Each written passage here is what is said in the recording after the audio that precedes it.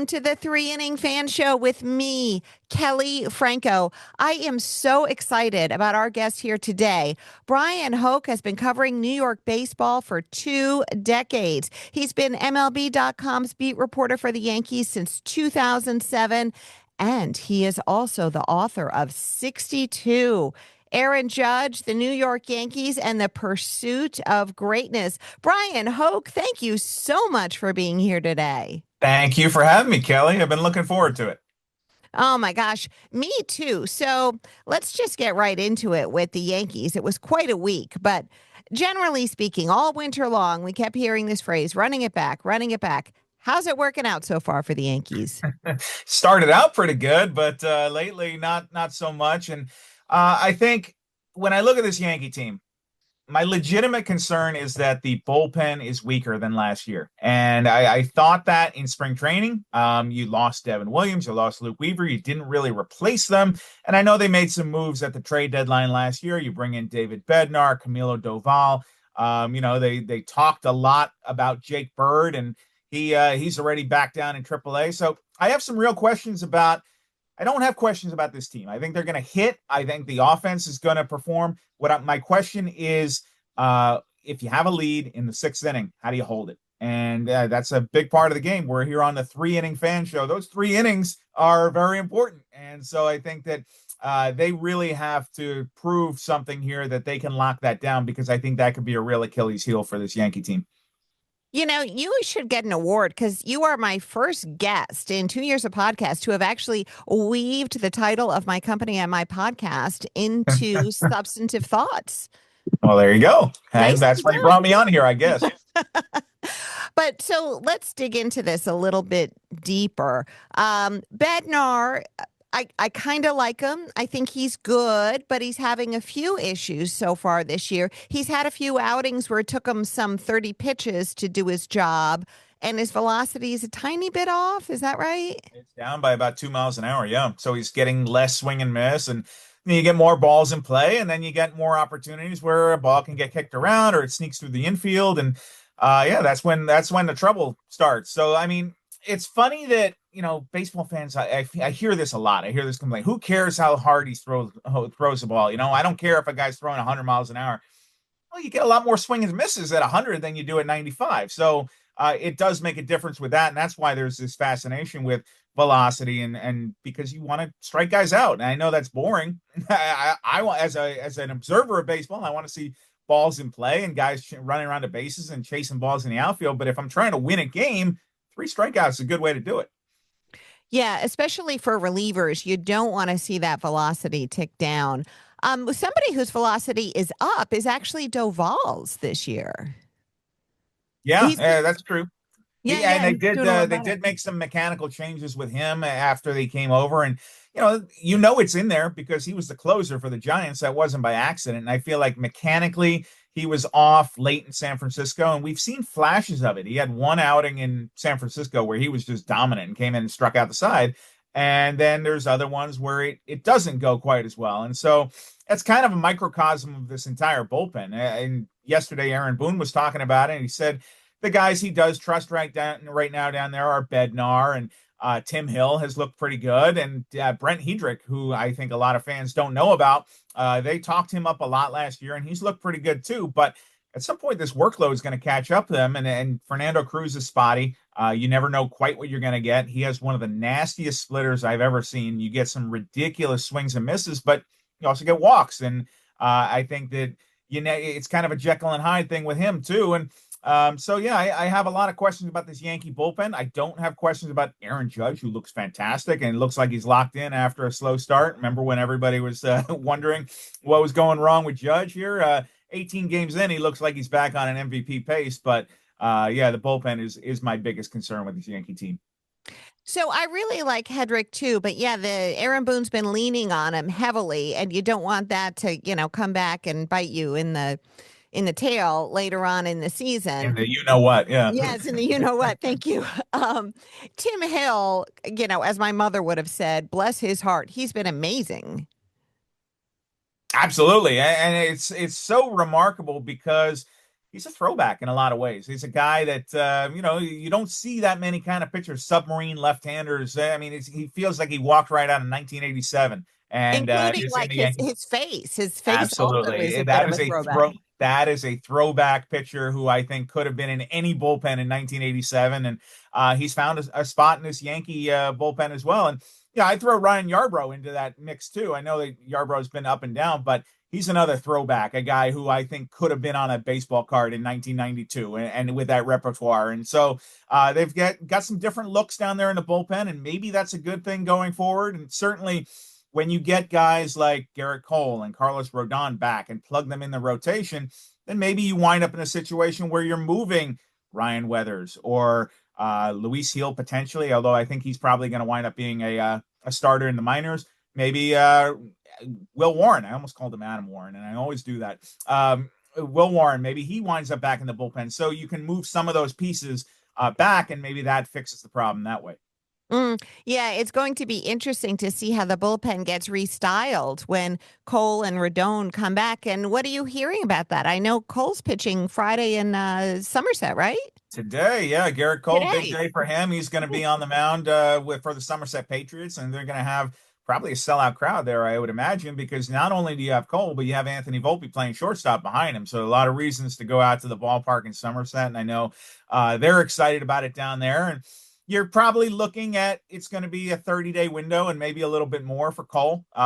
Because he's a Tommy John guy, they can add 10 more if they need to. And then if they wanted to, 10 more after that. So I think he's right on track for late May or maybe early June. And I think Rodon, he's going to throw a live batting practice on Saturday, also with Somerset. And then after that, you get the clock started on him with minor league rehab starts, and they think he's going to only need about 3. So you're probably looking I think late April's out of the question now, but sometime in the first few weeks of May, certainly by May 15, you should have Carlos Rodon back in the rotation. And then you can start doing what we talked about there is moving some of those pieces around and shuffling it. And then that's how you get the bullpen a little bit stronger without making an outside move.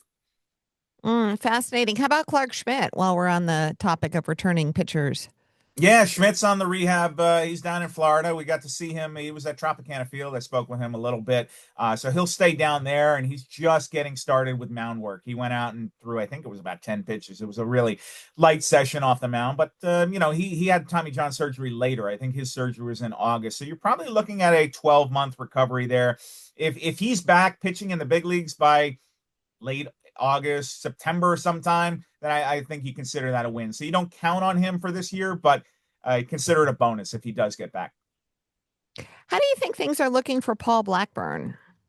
Okay, I think that he found something when he came over from the Mets last year, and he talked about how he really enjoyed coming in, and he was able to use some of the Yankees pitching analytics stuff. And they always talk about this big secretive world they have behind the scenes to make pitchers better, and some of the stuff there and analytically, and Matt Blake and their pitching coordinators really do dig in and try and make what makes you good better, and then stop making what is making you bad and get hit. So even though the numbers overall last year for Blackburn didn't look good, look at what he did from about September 5 on, and he was dominant. It really got him another contract with the Yankees, and you're not going to count on him in the biggest spot of the biggest game, but if he can give you length and come in and give you an inning or two, that's certainly valuable. And I think his contract was only about 1 year, $2 million. So low risk, high reward if Blackburn can get you some outs and give you some length there at the end of the bullpen. Those guys like Blackburn and Yarbrough who can give you several innings, they are kind of unsung heroes in a way, in my opinion, because they let your high leverage guys rest when they need rest, and they just eat up those innings. And not for nothing, but they're decent pitchers. Yeah, I mean, they wouldn't be here if they weren't, right? And so, I think that guys like that, they may not be the first ones that everybody's rushing to get their baseball card when you open the pack, but they serve such a valuable purpose in a pitching staff. And there's a reason why it's a 12-man, a 13-man pitching staff, because you need every single one of those. And it reminds me of from earlier in the season when the Yankees carried Cade Winquist and the Rule 5 pick, and they were almost trying to hide this kid at the back of the bullpen. And I remember there was a game where The Yankees were winning. They won the game 5-0 in Seattle, and we asked Boone, wasn't that an opportunity to get WinQuest in because kid's family was there and all that, and they were waiting. And he said, well, if we'd scored another run, and so you got a guy on your team that you only feel comfortable pitching with a 6-run lead, like that seems like a waste of a roster spot to me. And so, yeah, when you have guys like a Yarbrough and a Blackburn who you can pitch when you're up or down, I think that's very valuable. Someone who I was really rooting for was Ryan Weathers. I am still rooting for him because I remember his dad. And, sometimes you just have a little sentimental feeling for guys like that. But he had a rough Tuesday night, those first 5 pitches. I was eating dinner during them, and I think it maybe ruined my dinner. Well, I'm sure Ryan didn't intend to ruin your dinner with that, but yeah, that was pretty loud there, and it's funny that you mentioned his dad because I actually covered his dad. That's how long I've been kicking around here, and so I remember stormy weathers with the Mets circa 2003 or so. Whatever year they were wearing those ugly, horrible orange batting practice jerseys. I remember that. But yeah, and he sounds and looks so much like his dad. I have almost called him David like 3 or 4 different times during spring training. But you see the big stuff. You see what people are so excited about. You see the velocity and of course the swing and miss. And yeah, he did strike out 10 in that game you're talking about, but he also gave up the long ball. And the old saying is that solo homers won't beat you, but when you give up 3 or 4 or 5 of them, they will. And so and that's really the whole story of that entire series was Yankees couldn't keep the ball in the ballpark. And so that's something certainly that not just Weathers, but everybody on that pitching staff. I know it's tough in Yankee Stadium. You got the dimensions working against you in a lot of ways, but the Angels just put on a hitting display, and that was something to watch. It sure was. And no lead was safe. And yeah, it was not a great few days for the bullpen, well, for the pitching in general. Yeah, absolutely. And that's my big takeaway from the series was that it was fantastic watching Judge and Trout go back to back. Mike Trout looks like himself again, which is exciting, I think, for baseball fans. Like it's cool to watch the greatest players in the game play great. And so if I was buying a ticket, I'd say I want to go watch Mike Trout and Aaron Judge hit in the same game. And how fun would that be? And so that part of it delivered. But yeah, the Yankee pitching staff and they got off to such a great start, especially with the starting rotation. Razor thin ERA, dominant almost every single time out. You knew that wasn't going to be sustainable, and so yeah, the leaks are starting to spring here, and this was something we all talked about in spring training. Will the bullpen be good enough? And it's April. There's time for it to stabilize, but so far not so great. Another potential leak I see is the bottom half of the lineup, the 6 through 9 slots. So, in some order or another, you got Grichuk, Wells, Caballero, McMahon. Um, yeah, what do you think about that? Too many automatic outs down there. Yeah, certainly it is a top heavy lineup. And yeah, I think Trent Grisham is starting to show a little bit in the leadoff spot. That's a good sign for him that things are starting to balance out. And if you looked at some of the advanced metrics, it suggested that it would, and it was on track with what it did last year. But yeah, yeah, Caballero had a real opportunity to lock down, well, not lock down, but to cement a place in the starting lineup. And it was a disappointment a little bit at the beginning. Got some big hits though in clutch situations, and so, Yeah. but with Anthony Volpe on the comeback trail, I think we can all kind of agree that Volpe's going to take back shortstop when he's ready physically. McMahon is my big question mark down there at the bottom. This is not the guy that I saw in Colorado, and really hasn't been since he came over here. I know he's working on some mechanical stuff. He talked in spring training about his stance changes and how that might affect him. Hasn't translated to results just yet, but I know there's more in there. There has to be. I mean, you look at his statistics, and that's not a Coors Field creation. All of it can't be. And so, a very good defensive third baseman, but offense not up to par, especially when you consider he's under contract for 16 million a year, and they're paying him this year and next. Yeah, you definitely don't want the automatic out. I do love his good defense, and it's so important at the corners. But yeah, you do want him to get going there. But you mentioned Volpe. Let's talk about Volpe. He's playing down in Somerset, as you said a few minutes ago. And when can we expect him back? Yeah, I think you're looking at maybe 2 weeks or so. I would think May 1st is probably a good day to circle on the calendar, somewhere around there.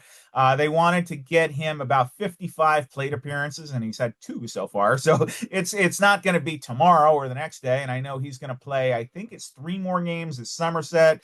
Then they're going to move him up to AAA, and then he's going to play in Scranton while they're at home. So if you're in the New Jersey or Pennsylvania area, you're going to have a chance to go see Anthony Volpe in the very near future if you want to. And he's going to come back. And I know he's motivated. He's talked about how excited he is to be back on the field, how the injury and not being able to perform at 100%, it really made him hungry to get out there and to feel right again and to do this. And so he said it's the most excited he's been to play baseball as a pro, just having it taken away from him and having been not able to go through a real spring training, going through a rehab spring training. He wants to get back out there and he wants to prove people wrong. I think he's motivated to do that. And last year was I remember about a year ago I had talked about how that was a real prove it year for Anthony Volpe. He needed to prove that he could take the next step offensively, and maybe that was taken away by the injury. He was playing pretty well in April, if I remember right. But yeah, to me, he needs to get on base more. That's the biggest thing. I don't have the numbers in front of me, but I think he had a sub 300 on base percentage last year. I think it was a 290 something, and that's not acceptable for a player like that who needs to get on base, needs to steal bases, create havoc. I mean, he should be singles and doubles, that kind of guy. You don't need Anthony Volpe to be a 25 or 30 home run guy. That's not really his game. And so you've got Aaron Judge and Giancarlo Stanton and even Cody Bellinger in there. Those guys can hit the ball out of the ballpark. Volpe needs to be a pest on the base paths. That's really where I think his great value can be. And it starts with being more patient at the plate, being more selective, and when you get a pitch to hit, driving it. Now, he was hurt. We're talking with Bryan Hoch, who covers the Yankees for MLB.com. And you know what I love is Bryan Hoch's newsletter, which winds up in my inbox several times a week. It's got great insight. So if you go to MLB.com, sign up for that because you're missing out if you haven't done that already. So back to Volpe here. He said he got hurt on May 3rd of last year. Now, was that how public was that? Or how much was it even known like inside the clubhouse? Because I don't remember it being big news. It was pretty obvious. I mean, watching that play, I mean, he was really kind of messed up and he stayed in the game. But I knew, and I had mentioned a few times during the season that he was receiving treatment on it. It didn't get him out of the lineup, which is why I think that maybe it wasn't as public as it was. If he was missing a week or two here or there, then I think it would have been a bigger thing. But he played through it, but I knew it was nagging him. And I during the All-Star break, he went and got a cortisone injection. I think that was pretty public too. And so it needed constant treatment as the year went on. And we had asked Aaron Boone so many times about, do you think that the shoulder thing is affecting him at the plate? And Boone downplayed it as he does. He defends his players all the time, but I think that if you were watching every single game and you saw some of the swings he was taking, it was clear something was not right. And so he was playing through it, and credit to him for grinding through it. But even last year in the postseason, I remember the last game where they lost to Toronto, and we asked Volpe, is this something that you need to go get checked out? And he kind of downplayed and said, we'll see how it goes. But even when they went in and MRI'd it, they said that it was worse than they thought it was, and that maybe he shouldn't have been playing through it. And it's like, surprise, surprise. We've been thinking and talking about this now for a few months. So it didn't shock me. I even remember telling people in probably August or September, I said, don't be shocked if Volpe needs surgery on that shoulder because it seems like it's a real issue. Wow, Bryan, with like the medical diagnosis, you should have done the surgery too. Well, it's above my pay grade, as they say. Well, what I meant was about it not being super public was I never heard him, and this is a credit to him, I never heard him Oh, he use it didn't. as an excuse. He didn't. And Definitely. here's Yeah. a season that he batted 212. His OPS plus was like 83. The fans are getting on him, and he never used it as an excuse. So I guess he's to be commended for that. Yeah, I think that there's two ways about it. I think he took a lot of arrows and that he didn't necessarily need to. And, I think that the fan base was really tough on him and has been. I think that it's almost over the top at this point. Just, it's funny when I post something about, Volpe is taking the next step in his progression. He's going to be at Somerset. The vitriol that's out there is just it's you try to remember that this is a small segment in it of the fan base, but they're very loud. And if I was Anthony Volpe, I wouldn't want to hear any of that, and I'd try to block that out too. And so, I'm not sure how easy that is to do. I would think that it has to affect you in some way, even if you're not reading it or hearing it directly. Your family, your parents are, and they're probably passing it along to you. And so these guys are aware of what goes on out there. And but yeah, no, he didn't want to use it as an excuse. And even when we gave him several opportunities to say, hey, is this something that's going on right now, he would always say, no, I'm fine, I'm in the lineup. And that, that's something I remember Derek Jeter doing 100 years ago when Jeter was in there.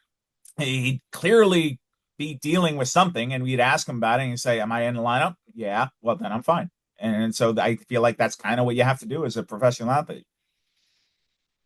It's interesting what you said about all the negative things that people say on X and Twitter, and it made me think of Cam Schlittler and how that really motivated him. I mean, if there's one thing I've learned I really like, it's angry Cam Schlittler. Oh yeah, and I think that he looks for things that to fire him up. I think he's one of those guys who plays better when he's got a chip on his shoulder. And so yeah, no, he definitely he wanted to play that up and use that. And I think that he used it to his benefit. I also covered the playoffs last year in Toronto with Trey Savage, did something similar. And you kind of look for things to amp you up and fire you up. And boy, I mean, I've never even actually been able to find the tweets that Cam was talking about, and trust me, I looked. So maybe they exist, maybe they don't. I'm sure they do. Why would he make it up? But the Red Sox paid the price because he went out there and he shoved that night, and that was dominant. And I think that I was wrong about one thing that night. I called it the game of Cam Schlittler's life, and no, I think that was just an introductory act. I think that's who he is. I think that's who he can be in the major leagues. I think you're looking at a legitimate frontline starting pitcher who can, I mean, if he's your 2 or your 3 going forward, that's a really nice piece to have in your rotation. I think that's legit. This was not a one trick, one guy having a great night that you talk about forever. I think he's going to have a lot of great nights in his career. I love watching him pitch. Now, there's a young man named George Lombard Jr. who is marinating down in the minor leagues. Is if Volpe doesn't work out, are we going to see George Lombard's smiling face sometime soon? You're going to see it in the major leagues. That I can guarantee you. Sometime soon, I don't know. I think that they don't want to rush him. They really want to pump the brakes on the development time there and give him more opportunity. Defensively, everything I've seen in spring training, even going back to last year, he could cut it in the big leagues right now. And you could play him at short, you could play him at second, you could play him at third, and you would not miss a beat. They wanted him to reach his offensive potential. And so, could I see a situation where Lombard makes his major league debut this year? Yeah, I could. Maybe it's September call-up. But I think that as far as a real starting opportunity, you're probably looking at next year. Boy, that's going to be a fun day for the fans. Ben Rice, are we going to see him bat regularly against lefties? I love the way he's playing this year, but come on already. He needs those opportunities against lefties, and that's part of the issue that I had immediately when they signed Paul Goldschmidt. I said this is going to be a roadblock to getting Rice those at bats against lefties because Goldschmidt's there for one reason. It's to hit against left-handed pitching and to play first base. And so that really creates an issue. And the price was right and they had to do it. I think that they saw a situation where there was added value there. But Rice, he's legit. And I think that when you look at the exit velocity he had last year, the numbers should have been higher. There were so many games where he'd rip a ball and you'd think it's a double and then he get robbed. And it's like, this guy cannot catch a break. Well, he's catching those breaks now. And I think that you're looking at a guy who's going to be a middle of the order bat in the big leagues for a long time to come, for multiple years going forward. And so you put that stroke in Yankee Stadium. I don't care if it's righty, lefty, whatever. I want Ben Rice to get as many plate appearances as he can because that's the only way he's going to get better and get those opportunities. I talked to him a few days ago about it, and he's such a smart kid, and he really looks at it almost as a challenge that all right, if I'm going to be in a pinch hitting role, then I'm going to be the best pinch hitter that I can be. And he's really studious about it, and he prepares for those opportunities. And that's all well and good, but I think that he is a starting player who needs to be on the field. And if I'm the Yankees, I want him getting 550 plate appearances every single year. And they're in a roster situation where maybe that's not possible, but they need to figure out a way to make it possible. Yeah, because you just want to see him be a power slugger in the middle of that lineup for years to come. It could be amazing. So I'm Kelley Franco here on the Three Inning Fan Show with Bryan Hoch, who knows everything Yankee. So, Brian, Oh here's one no, question. Here's but one I question try. I kind of had for you, and it's maybe a little bit of a clubhouse dynamics question, but I'm just kind of curious. When I look at the field as an outsider, I see Aaron Judge is definitely a leader on this team. I was wondering if there are some other leaders on the team that maybe as fans we might be surprised to learn that they were leaders in some way. Well, I don't know if you'd be surprised, but I think that we're missing Giancarlo Stanton in that discussion, because he and Judge really are kind of the two main pillars of leadership in that room. I think the team goes as Judge goes, but it also goes as Stanton goes, and he's a little more quiet, I think, but at least publicly. But I think behind closed doors, his words when he speaks, that really resonates with guys. And I'll give you one example. They were at the welcome home dinner last year, and I wrote about this in 2025, and they got their AL championship rings. And, guys were opening up and looking at it, and they're pretty, they're nice, diamond, shiny. Everybody likes a shiny gift, right? And Stanton got up in the room and he said, I better not see any of you wearing this around, because this isn't the one we wanted. And they obviously wanted the World Series ring against the Dodgers. And so everybody kind of quietly put them away and put them in their pockets. And so I think the message was delivered there that second place ring was not good enough, and that is not why they were all brought to New York, and it's not something they should celebrate, and they haven't. I haven't seen one. I've had to ask people to be able to see them, because they've kind of been hidden. And so they're there to win a World Series championship, and that's the standard that I think Stanton and Judge are trying to live up to. And I think that still drives them in a lot of ways. The fact that they were so close in 24, didn't play well in a World Series, lost that one, couldn't get back there in 25. I think they know that that's something they need to do, or it's going to be judged as incomplete. Well, yeah. And it's true. The Yankees get a lot of flack. People criticize the team mentality for being like, "Oh, they're World Series or bust." But I'm always like, "Well, it is a competition, right? And the goal is to win." I just don't understand people who criticize that mentality. I think there's two things about it. One thing is that this is something that started with George Steinbrenner and later Derek Jeter, and they were winning a lot, right? I mean, they won in 96, 98, 99, 2000. Then you had that gap between 2000 and 2009, and that's when it really kind of kicked up. And it was like, well, is it still championship or bust? And they got there in 03, but they lost. And I think that if you didn't have that '09 championship, I mean, gosh, then I think people would really look at, you tore down Yankee Stadium, and that's where all the memories were made. So actually, in a weird way, it's good that they did in '09, because we'd be hearing that. But this is now a huge gap. It's one of the biggest gaps in franchise history. That was a long time ago. I mean, I always use the thing that in 2009, Uber didn't exist. Instagram was barely a thing. Like, it was a completely different world. And so, I think that when you're sinking in 300 million in payroll every year, if I'm Hal Steinbrenner, I'm asking some tough questions here every single year that I've, put this team on the field and done what it needs to do.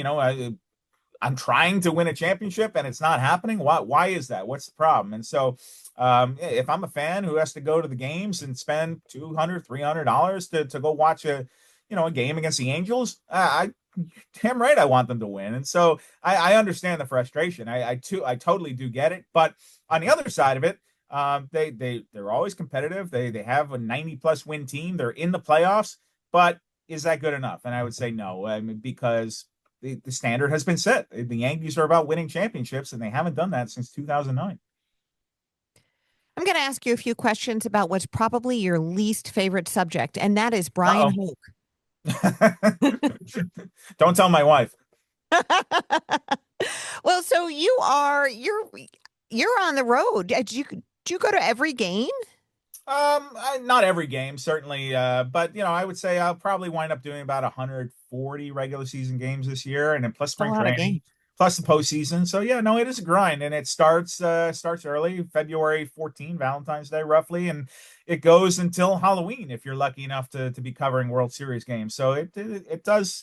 There's a lot of nights in hotels and a lot of naps I take on airplanes, and fortunately I'm one of those people who can sleep on a plane, so that is like my superpower. But yeah, no, it definitely the plus side of it is get to travel the country, get to meet a lot of amazing people, try a lot of interesting foods, and watch a lot of baseball, and which is the sport that I grew up loving. And so it really is in so many ways a dream job for me. What team did you grow up rooting for? Well, all right. I was a Mets fan. I Uh-huh.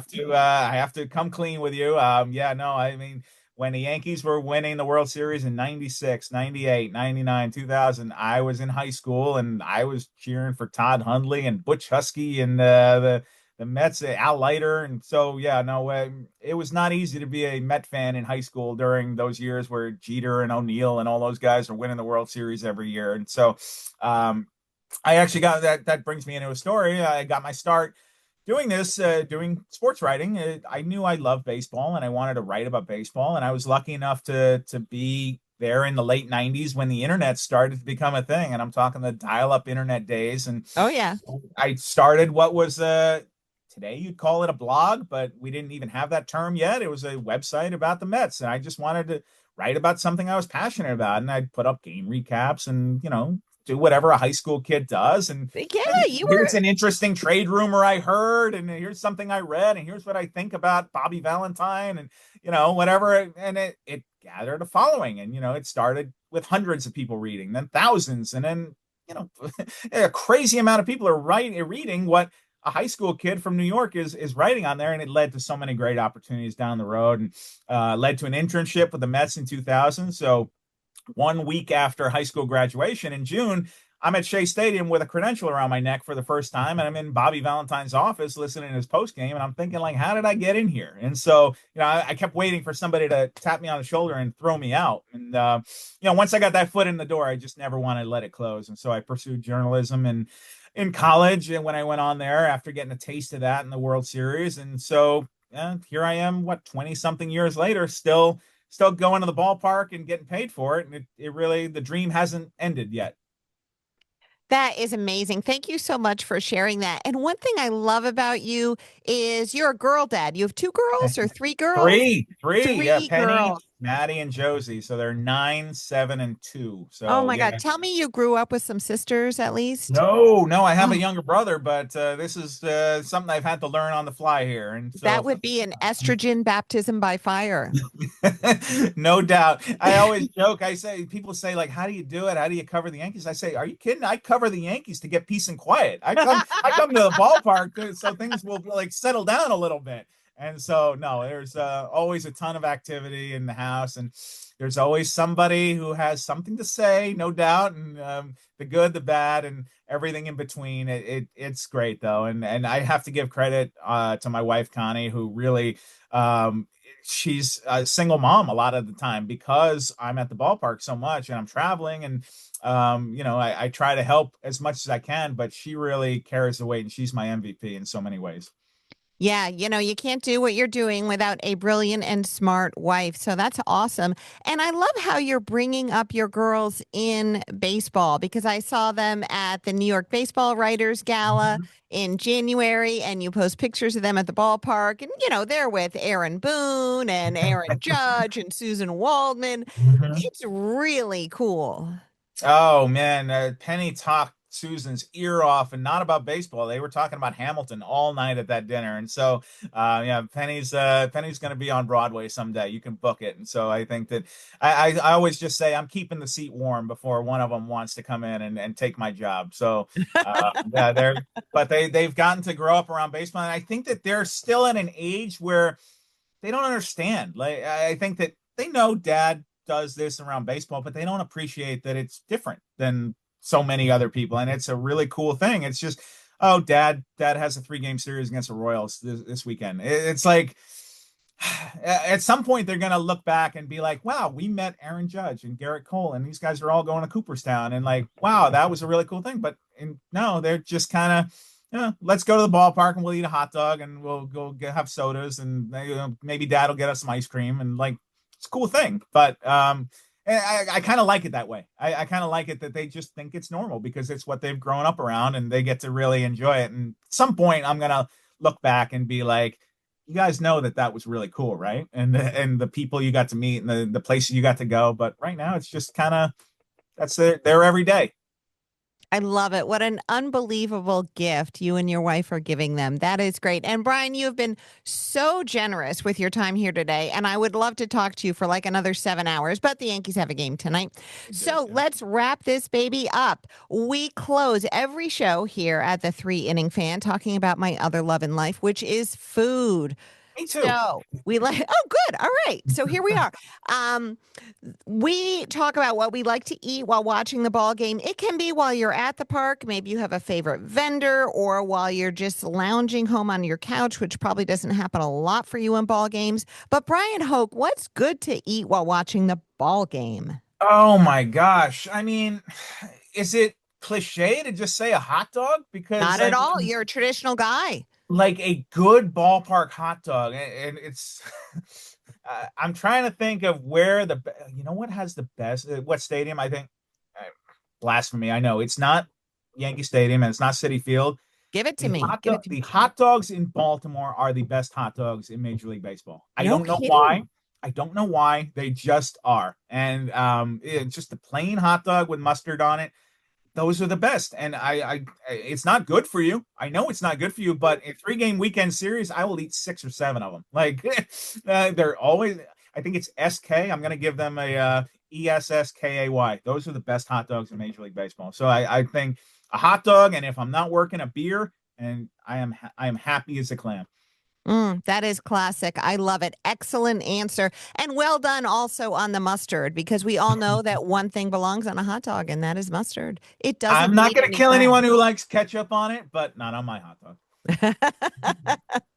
Bryan, you have been an amazing guest. Are you going to come back on my show again? Anytime. Let's do it, Kelley. Anytime. See, Absolutely. I ask you that while everyone's watching, so you can't say no. That's smart. That's good thinking. Yeah. Well, you've been amazing. Thank you so much for your time today, and we'll look forward to seeing you around again soon. You got it. Enjoy the weekend. Thanks. Bye-bye. Yeah. And everybody, we'll see you next week. We're going to have Britt Giroli on, so I hope you stay tuned in. Bye-bye.